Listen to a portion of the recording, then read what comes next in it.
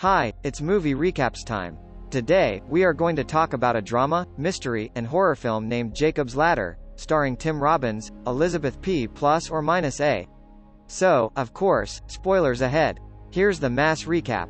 Helicopters roaming are the first sight of the film, followed by the scenes of a military camp in Vietnam. Some depressed, tired, and wounded soldiers are resting. A helicopter lands to deploy some soldiers, shifting the scene to the soldiers in the base camp who have woken up and have some comical interactions. A man in glasses named Jacob Singer is inside with some of the other soldiers.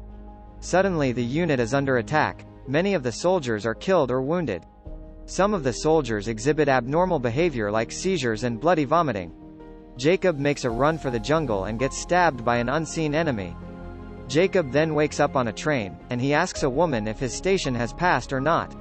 The woman maintains her silence, and Jacob notices a sleeping homeless person seeing a conspicuous tail-like thing.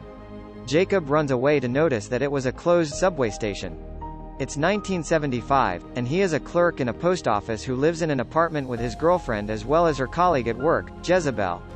Jacob is depressed as he misses his old family, especially his youngest son, Gabe, and goes through some visions of them similar to dreams. He also faces a back pain issue and, to try to fix it, goes to a doctor. During the illusions of his family, he notices a faceless, vibrating figure as well. While coming home, he narrowly evades a car as it tries to overrun him. When he tries to contact his doctor, he is told that there is no record of his being a patient, and that his doctor died a month ago in a car explosion. He discusses all these confusing events with his girlfriend, and she tries to console him by telling him that closed subway stations are a pretty normal thing. She takes him to a party to calm him a bit, where he again starts to see some conspicuous creatures. A psychic reads his hand and tells him that he is already dead. He discounts it as a joke, ignores it, and goes to Jessie, his girlfriend. A creature is seen penetrating Jessie. Jacob starts screaming before he faints. At home, Jacob goes through a fever. When Jessie tries to take his temperature, it turns out to be 106. Jessie tries to cool him down with an ice bath, but Jacob screams and faints again. This time he wakes up in another reality where his first wife Sarah is alive, and he is with his older family. His son Gabe is alive as well. We see some first-person views of Jacob in Vietnam being wounded and discovered by other soldiers.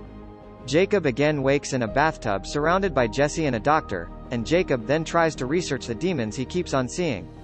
One of Jacob's prior platoon mates contacts him to reveal that he has been going through the same sort of symptoms, like hallucinations and illusions. But in no time, while coming back, his friend dies in a car explosion. Discussing after the funeral, survivors of the platoon confess that all of them had been having those symptoms. All of them agree on the fact that these are the side effects of some military experiments performed on them during the Vietnam campaign without telling them or asking them. They decide to hire a lawyer to fight their case for them. However, the lawyer backs down, saying that they never went to Vietnam, and that they are nothing more than psychos.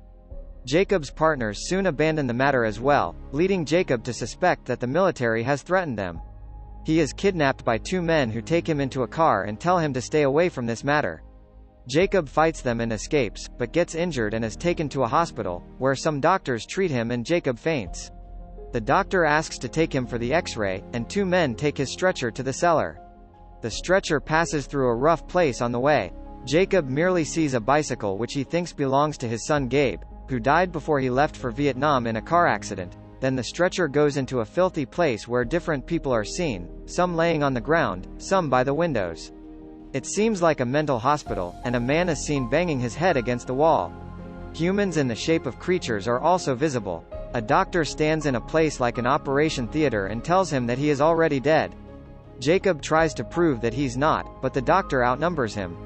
He also sees his girlfriend Jessie as a nurse and asks her to get him out of there, but she doesn't respond. Meanwhile, Jacob fades again, seeing again the first-person perspective of him being rescued in a jungle.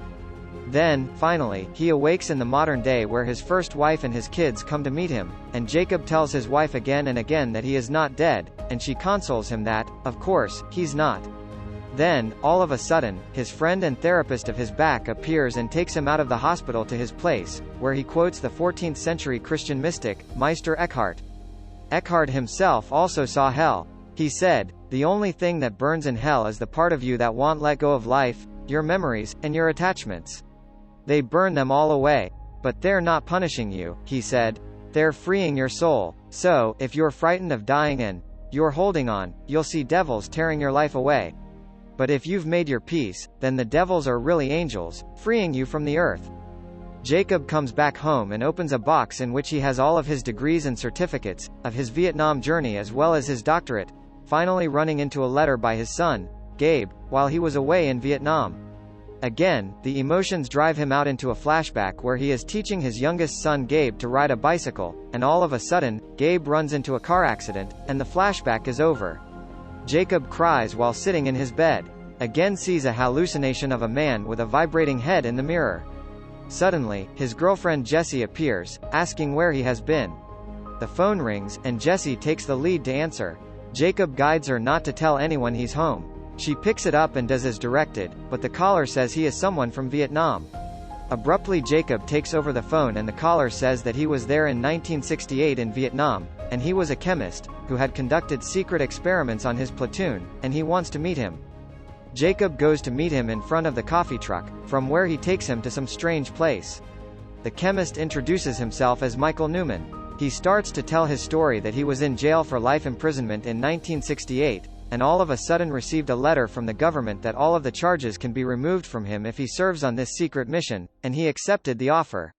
In Vietnam, he had to work in a top-secret lab synthesizing mind-altering drugs. Newman told Jacob that the army thought that their platoon was not fighting to their full potential, so they decided to increase their potential by giving them a newly invented drug called ladder. This just stirs up their anger. Jacob asks the chemist about that attack, and the chemist reveals that it was a side effect of that drug. They basically had attacked each other. It was brother against brother. Jacob went into a deep shock after hearing this. Jacob is seen running on a road, getting into a cab, and asking the driver to take him home. The cab driver leaves him in front of a hotel where an older man greets him by name. Jacob enters the hotel into an apartment that seems to be the house of his old family. He experiences some flashbacks of him enjoying time with his family. The night shifts into the day, and he comes out of the room, seeing his son Gabe sitting on the stairs. Gabe takes his hand and brings him upstairs to a blinding light, and suddenly an Operation Theater light appears with two people standing beside the body of Jacob. One man says to the other, "He's gone," and both leave the camp. This is probably the camp in Vietnam.